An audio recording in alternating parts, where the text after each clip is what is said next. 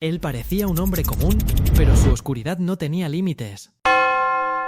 Hay asesinos que matan, y hay otros que hacen algo mucho peor antes de hacerlo. En la década de los 80, en Kansas City, un hombre llamado Robert Verdella secuestraba a hombres jóvenes, los llevaba a su casa y durante días, incluso semanas, los mantenía retenidos. No los mandaba para el otro mundo de inmediato. Los controlaba, los aislaba del mundo, los debilitaba poco a poco y utilizaba métodos para impedir que pudieran pedir ayuda, manteniéndolos completamente sometidos. Pero lo más perturbador es que todo estaba documentado. Verdella escribía lo que hacía, llevaba registros detallados y convertía cada uno de sus crímenes en un proceso meticulosamente planeado. Durante años, nadie lo detuvo, nadie sospechó lo suficiente y varias víctimas desaparecieron sin dejar rastro. Hasta que un día, una de ellas logró escapar y lo que la policía descubrió dentro de esa casa reveló una de las historias más oscuras y perturbadoras que han ocurrido en Estados Unidos. Antes de convertirse en uno de los criminales más perturbadores de Kansas City, Robert Verdella era en apariencia solo un hombre más. Nació en 1949 en una familia aparentemente normal, pero desde muy pequeño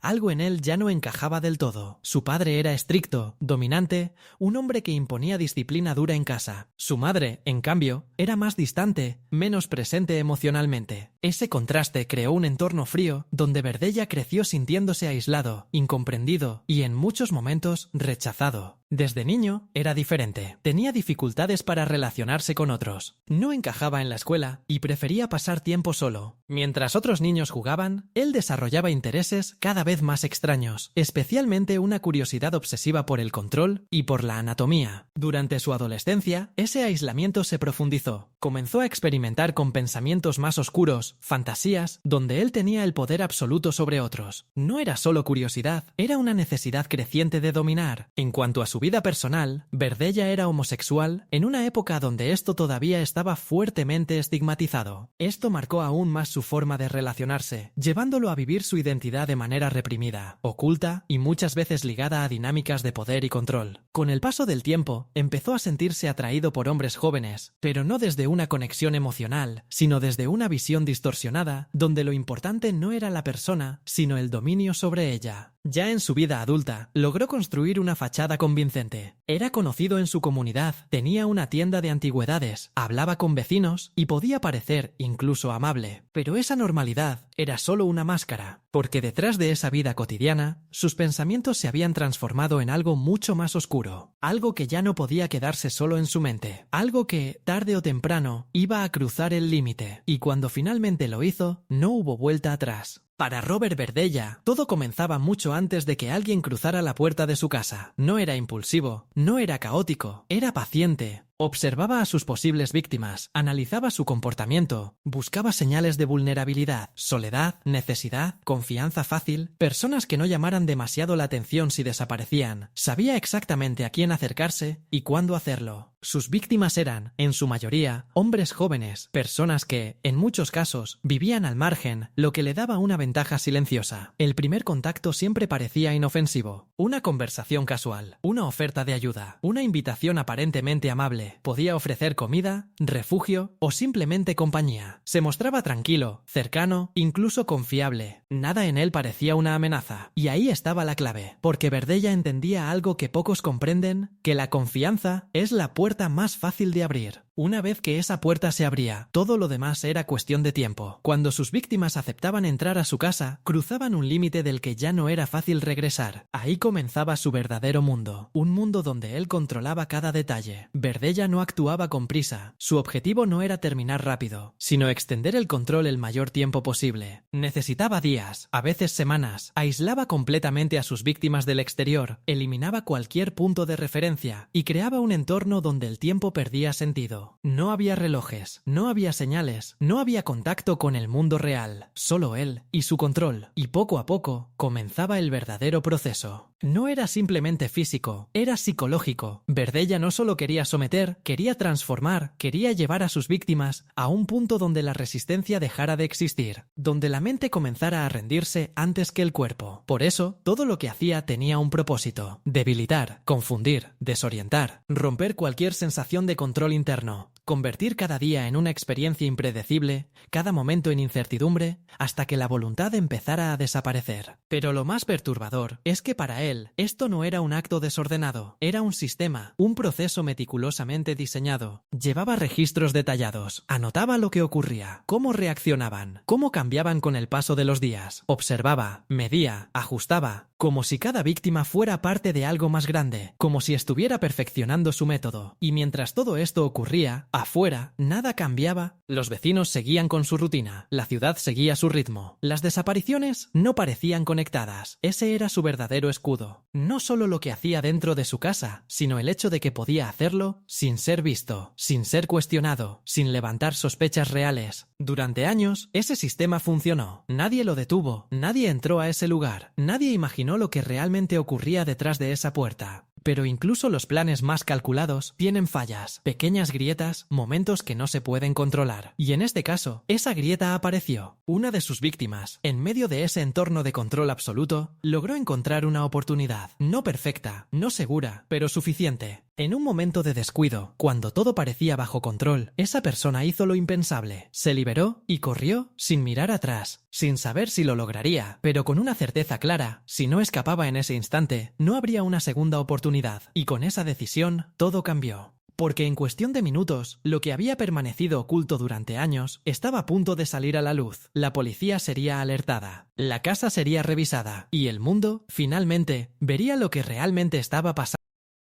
Esa oportunidad, ese pequeño momento que nadie esperaba, fue suficiente para cambiarlo todo. La víctima que logró escapar no solo estaba huyendo por su vida, estaba a punto de revelar un secreto que llevaba años oculto. Salió de esa casa como pudo, desorientado, sin saber exactamente a dónde ir, pero con una certeza clara: tenía que alejarse y tenía que hablar. Cuando finalmente encontró ayuda, lo que contó parecía imposible. Una historia demasiado oscura, demasiado perturbadora como para ser real. Pero esta vez alguien decidió escuchar. La policía no tardó en reaccionar, y en cuestión de horas, esa casa aparentemente normal se convirtió en el centro de una investigación urgente. Cuando los oficiales llegaron, todo parecía en calma. Una vivienda común, una fachada tranquila, nada que indicara lo que realmente estaba escondido ahí dentro. Pero bastó con cruzar la puerta para que todo comenzara a cambiar. Lo que encontraron no fue una simple escena del crimen. Fue evidencia acumulada durante años, objetos cuidadosamente guardados, elementos que no encajaban y señales claras de que algo mucho más grande había estado ocurriendo. Pero lo más impactante no fue solo lo físico, fueron los registros, cuadernos, notas, páginas enteras escritas a mano. Ahí estaba todo, cada detalle, cada proceso, cada cambio observado en sus víctimas. No era desorden, no era improvisación, era un sistema, un patrón repetido, documentado, perfeccionado con el tiempo. Y en ese momento, los investigadores entendieron algo clave. Esto no había sido un solo caso, había estado ocurriendo durante años. Mientras la policía avanzaba en la escena, la magnitud del caso comenzaba a tomar forma. Cada hallazgo abría nuevas preguntas y cada respuesta hacía todo aún más inquietante. Porque lo que parecía imposible ya no podía negarse. Todo estaba ahí y todo apuntaba a una sola persona: Robert Verdella. Cuando fue confrontado, ya no había espacio para ocultarse. La evidencia era demasiado clara, demasiado contundente. Había pasado años operando sin levantar sospechas suficientes, pero ahora todo estaba frente a la luz. Su arresto fue solo el comienzo, porque lo que vino después expuso algo aún más profundo que los hechos en sí. Expuso su mente. Durante el proceso, sus propios registros se convirtieron en una de las pruebas más fuertes. No solo demostraban lo que había hecho, sino cómo lo veía, cómo justificaba cada paso, cómo analizaba a sus víctimas, cómo había transformado todo en un proceso